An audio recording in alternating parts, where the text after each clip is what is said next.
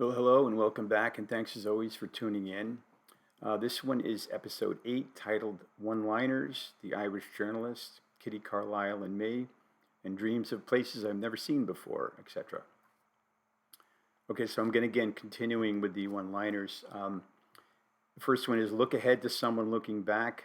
Jeff Dyer came up with that observation. It's an interesting comment if you really think about it. When the going gets tough, the tough get weird. At least that's how I see it. Is the Constitution constitutional? You don't have comedy. Comedy has you. I love that line. If you guard what you have nothing. If you're a nonconformist hanging around with only nonconformists, haven't you become a conformist?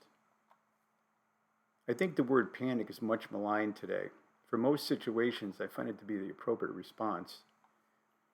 Words of advice: if you have managed to paint yourself into a corner, just walk on the wet paint and get the hell out of there. I predict that there will be quite a few tombstones that say, I spent way too much of my time on my cell phone. I find the reviews of many books to be better than the books themselves. I no longer fear death. It would be a nice break. It's a dim one. I have quite a few antennae up all the time, but I don't pick up every station. Someone told me that God is actually an atheist. Most people are more tipped than iceberg. There's an old joke in the food service industry. If there was mandatory drug testing, America would starve. There have been several situations in my life where I couldn't help feeling that I was never there and then I left. Obsessing about one's happiness will only make you miserable. Everyone changes their story when the story changes. Civilization has been relegated to stocking shelves. If you take your foot off the gas in today's world, you're toast. If you want to really enjoy life, watch a Marx Brothers movie. Life is not computable. I just bought the perfect 31st anniversary card for my wife. It's a sympathy card. I'm interested in everything and nothing else.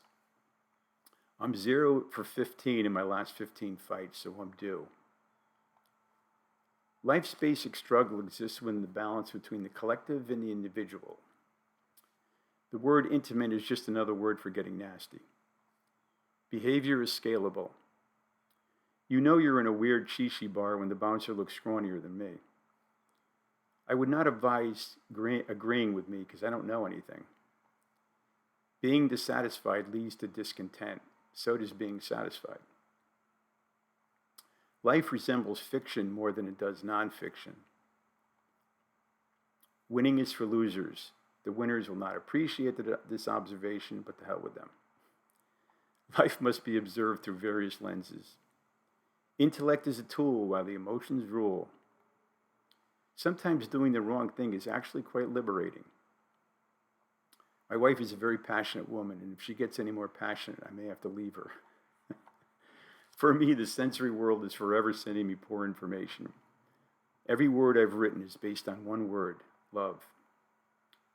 A non-African does not understand African drumming. There's a very thin line between authenticity and artificiality. The more lessons I learn in life, the worse I get at solving them.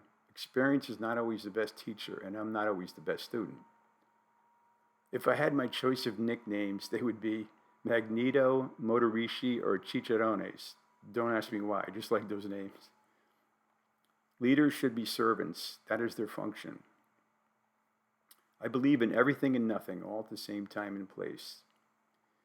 The only thing on my bucket list this year is to buy a new bucket. The only way for the apocalypse to end is for the apocalypse to happen.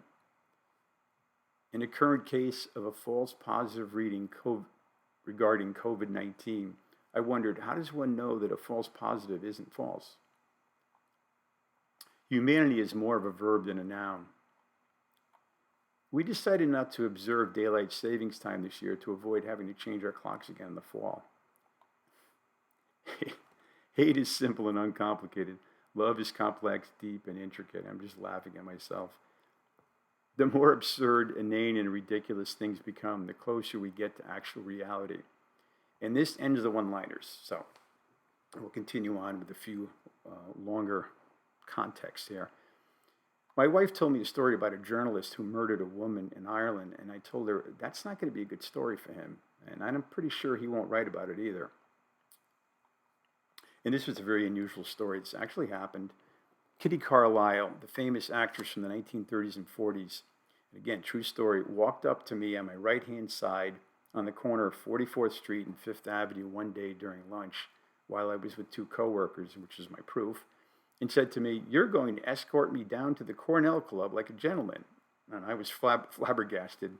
I don't remember what I said to her. I was probably a babbling idiot when I was commenting. And one of my coworkers who was my age whispered to me, "That's Kitty Carlisle." And I said, "Yeah, I know." The best part is that she was in a couple of Marx Brothers movies, which I absolutely love. You can't forget these moments, and that's a 1 in a billion possibility. And at her age, which at the time I believe is in the early 90s, she still looked great. Has anyone ever had dreams of elaborate landscapes or places or apartments, etc., in which you've never seen these places before in your life? This doesn't happen to me anymore, but it did when I was much younger. I find this so implausible and beyond belief, and it's happened to me several times over the years. And where do these rooms and landscapes come from? I have no idea. And did I live before? And I'm going to stop here, and thanks again. See you soon.